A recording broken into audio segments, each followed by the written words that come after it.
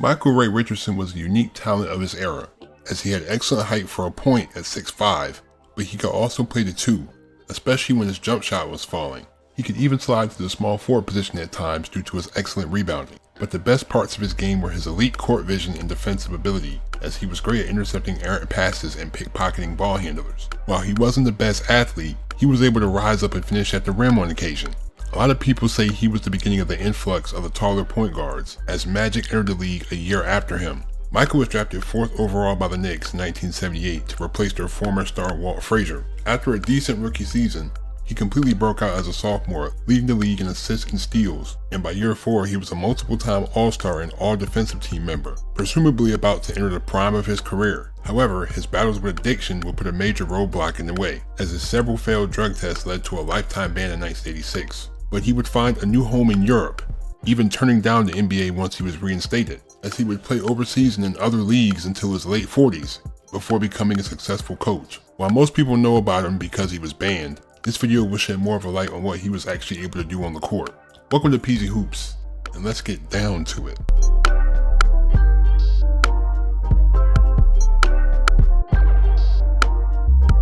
Micheal was born in Lubbock, Texas, but he played his high school ball at Manual High in Denver, Colorado. But the team was deep, as Micheal averaged 10 points off the bench, as he wouldn't start until his senior year when Manual won the state championship. Micheal had a few offers at a high school, but he decided to play at the University of Montana under Judd Heathcote. He was the only freshman in a starting lineup full of seniors, mainly led by Ken McKenzie and Eric Hayes. The Grizzlies were a defense-first squad as they were 7th in the nation in points allowed, but their offense was lacking, ranking 194th. They were also 13-1 in the Big Sky, with their only loss coming to Steve Hayes and Idaho State in a 49-47 defensive battle. Micheal averaged 7.5 points and 3.5 rebounds on 49% shooting in his freshman season, but he struggled from the line at just 58%. Montana made the big dance, facing Utah State.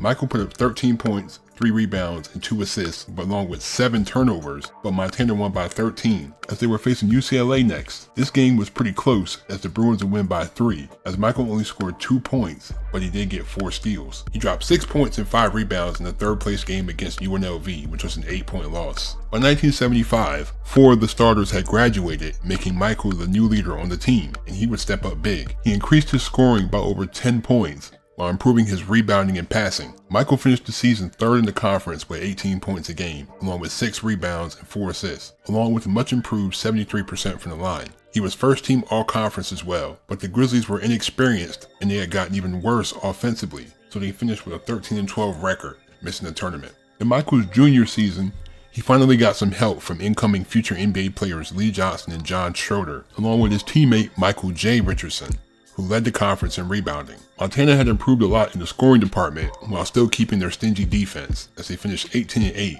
but they didn't make the tournament. Micheal averaged 19 points, 8.5 rebounds, and 3.5 assists, making another all-conference first team. His senior season solidified his status as a top NBA prospect as he led the conference in over 24 points a game, which was a top 15 mark in the nation. Montana was on a mission this year, as they won 12 straight games coming into the new conference tournament. They would beat Boise State before losing to Weber State in overtime, marking the end of a great college career by Micheal. He was drafted 2 picks ahead of Larry Bird at 4th overall by the Knicks in 1978, as they were 5 years removed from a title, as Micheal was heralded as the next Walt Frazier. New York was coming off a 2nd-round sweep by the Sixers last year, as they were mainly led by a high-scoring duo of Bob McAdoo and Spencer Haywood, although he was declining due to injuries. The backcourt was set with Jim Clemens and Ray Williams, so Micheal would only start 5 of the 79 games he played. He recorded his first double-double, dropping 10 points, 13 rebounds, and 4 assists in a loss to the Jazz. It was clear that he probably wouldn't be the scorer he was in college, but he filled the stat sheets every time. His passing and especially his defensive abilities were quickly translating, as he collected 3 steals in 11 games, including a 7-steal game on January 26 against the Suns. Willis Reed was let go after a 6-8 start, being replaced by Red Holzman.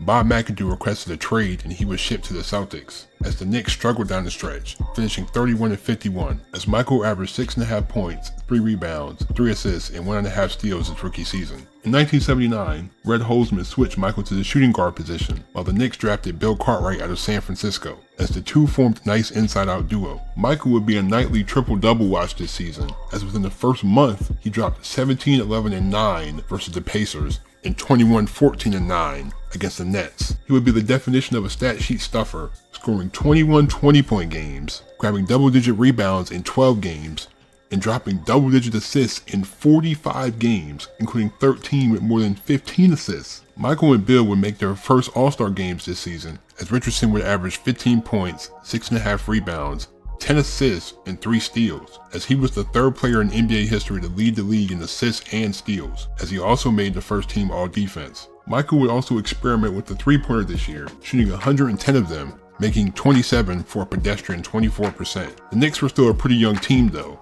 so they were average, finishing 39-43, missing out on the playoffs by a tiebreaker with the Bullets. The Knicks had gotten better in 1980 when they traded for former All-Star forward Campy Russell from the Cavs. Micheal continued his all-around play this season, dropping 22 points, 5 rebounds, 10 assists, and 5 steals in the season opener, followed by 20 points, 10 rebounds, 13 assists, and 7 steals the next game. Micheal would drop 30 20-point games, 13 double-digit rebound, and 20 double-digit assist games, including 13 games with 5 steals or more, with a career-high 9 on December 23rd against the Bulls. Micheal averaged 16 points, 7 rebounds, 8 assists, and 3 steals in another All-Star and All-Defense season. Bill Cartwright and Ray Williams both averaged 20, while Russell contributed a solid 16. But one thing was different about this Knicks team. They were winning, as they rode their top 10 defense to a 50-32 record, facing Reggie Theus, Artis Gilmore, and the Chicago Bulls in the first round. In his first playoff game, Micheal put up 9 points, 13 rebounds, and 6 assists, but he shot 4 for 16 as the Knicks lost by 10. He had a better performance in Game 2, with 14 points, 6 rebounds, 5 assists, and 6 steals, but he couldn't get the lid off the basket, shooting 4 of 17 as the Knicks lost by 1 in OT, behind 37, 11, and 4 from Reggie Theus. As the Knicks were dominated in the paint by Gilmore in the playoffs, they addressed this in 1981 by trading for elite defender Maurice Lucas. Micheal took on more of a scoring role this season, dropping his then career high of 33 points on 14 of 21 shooting on November 27th against the Cavs. He was also second in the league with 7 triple-doubles. Micheal had his best season with the Knicks, averaging 18 points, 7 rebounds, 7 assists, and 2.5 steals. New York was still a bottom-half offensive team though, finishing 33-49, missing the playoffs. During the summer, the Knicks felt that they needed more scoring, so they traded Micheal to the Warriors for Bernard King. Golden State was one of the worst teams in the league, but they had a nice core with Joe Barry Carroll, Sleepy Floyd, Purvis Short, and World B. Free. Micheal would make 25 starts for Golden State, as he was pretty solid, averaging 12.5 points, 4.5 rebounds, and 7.5 assists and 3 steals with the team. His best effort would be a 31 point, 7 rebound, 10 assists, and 4 steal performance on December 27th against the Nuggets. But he would be traded again after 33 games, being sent to the Nets. Micheal joined a decent Nets team that featured Buck Williams, Albert King, Otis Birdsong, and Phil Ford, although his injuries and alcoholism had caught up to him by now, leaving the starting point guard spot open for Micheal to take. He would continue with similar production, leading the league in steals for the second time, helping anchor the Nets' elite defense as they finished 49-33, facing off against his former team in the New York Knicks. Micheal struggled in this series though, averaging 9.5 points, 4 rebounds, and 2.5 steals as he shot 38% for the series in a 3-game sweep by New York. As the player he was traded for, Bernard King, averaged 29 points. 1983 would be the first instance of Micheal's addiction issues showing up, as he would only appear in 48 games this season. Micheal wouldn't play in his first game until December 27th, as he came off the bench for about a month and a half, but by February, he was starting again, and his play was steadily improving. The Nets finished 45-37, facing off against the defending champion 76ers in the first round. Micheal started game 1 with an 18-point, 6 rebound, 9 assists, and 5 steal performance as the Nets won by 15. He dropped a playoff career high of 32 points, including 3 of 7 from 3, as the Nets went up 2-0. He dropped 16 points and 11 assists in the Game 3 loss, but only dropped 4 points on 6 of 19 shooting as Philly tied the series going into Game 5. Micheal came up clutch with the series on the line, dropping 24, 6, and 6, along with 6 steals as New Jersey upset Philly in the first round, facing Milwaukee in the second round.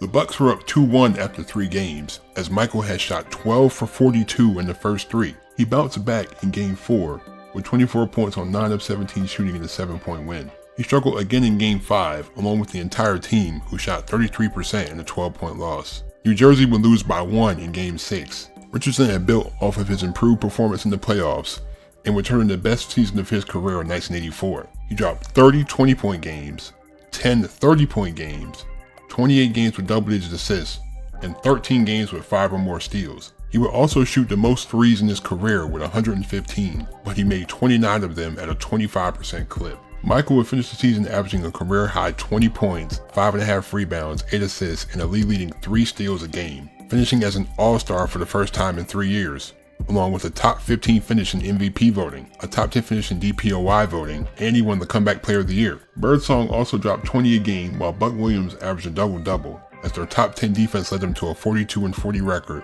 facing the Pistons in the first round. Micheal had 12 points and 10 assists in Game 1, but he shot 5 of 17 as the Nets lost by 20. He put up 22 points, 8 rebounds, and 14 assists in Game 2, but he shot 9 for 26 as the Nets lost by 10. He played well again in Game 3 with 21 points, 6 rebounds, 10 assists, and 3 steals on 9 of 14 shooting, but the Nets would lose by 1 as the Pistons shot 46 free throws. 1985 was looking like another solid year from Micheal, especially since he almost had a quadruple-double on October 30th against the Pacers, with 38 points, 11 rebounds, 11 assists, and 9 steals. In the first 3 months of the season, Micheal was averaging his usual solid production, but once February arrived, his play seemed to drop off dramatically, leading to some people thinking he had relapsed. After it was found that he had failed yet another drug test, Micheal was permanently banned from the NBA on February 26, 1986, 2 days after his last game. Micheal finished his last NBA season averaging 16 points, 5 rebounds, 7 assists, and 2.5 steals. After the NBA, Micheal would play for the Long Island Knights of the USBL in 1987 and the Albany Patroons of the CBA in 1988 before signing with Virtus Bologna in Italy. In his first season overseas, Micheal would immediately be a star, averaging 23 points, 7.5 rebounds, and 3 assists, while also leading the LBA in steals with 3.5 a game. He was able to consistently knock down the 3 ball with the shorter line, as he shot a career-high 36% from 3. The next season brought similar production, but he brought his 3-point percentage up to a blistering 42%, as his club won the FIBA European Winners' Cup in 1990, with him being the top scorer with over 29 points a game. In his first 3 seasons overseas, Micheal had won 2 Italian Cups and been to 3 LBA All-Star games, even winning the MVP in 1988.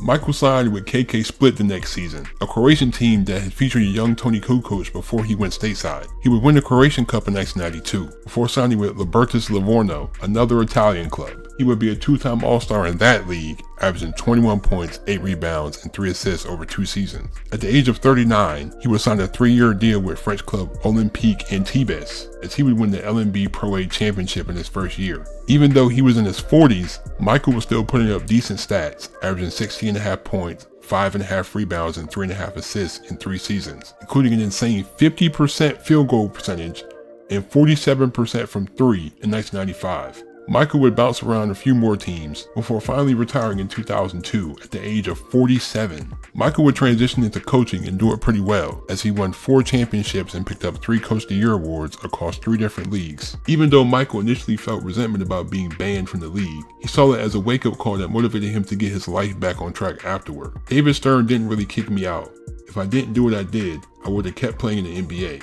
I was only out of the league because of myself, but sometimes something drastic happens, like what David Stern did, and it wakes you up. Micheal patched things up with David Stern as he credits him for saving his life. Micheal Ray Richardson was a positional nightmare on both ends of the floor, as he could play make like a 1, shoot the mid-range like a 2 guard, and rebound like a small forward, as well as lock up the opponent's best player. He had cemented himself as one of the best defenders of all time and possibly a Hall of Fame career before his own personal issues caught up with him and his NBA career was over by year 7. But he would then travel the world, becoming a star internationally, before having some success as a coach. For his NBA career, Micheal averaged 15 points, 5.5 rebounds, 7 assists, and 2.6 steals, the second highest career mark of all time behind Alvin Robertson. In only 7 years, he was a 4-time All-Star and a 2-time All-Defensive Team member, while leading the league in steals 3 times and assists once. Thank you for watching. I really appreciate you guys. The fact that you're still able to play good basketball until you're 47 shows a commitment to the work ethic, to get right, to get clean. This is a feel-good story at the end of the day. Obviously, he might not have had the NBA career that he wanted. Even what he did in this short time was still really good. We're almost at 1,000 subscribers. It hasn't even been 3 months on this channel yet. We're almost at 1,000 subscribers. I really appreciate you guys so much. Thank you so much. I really appreciate you guys. Leave a like, hit that subscribe button. I'm out. Peace.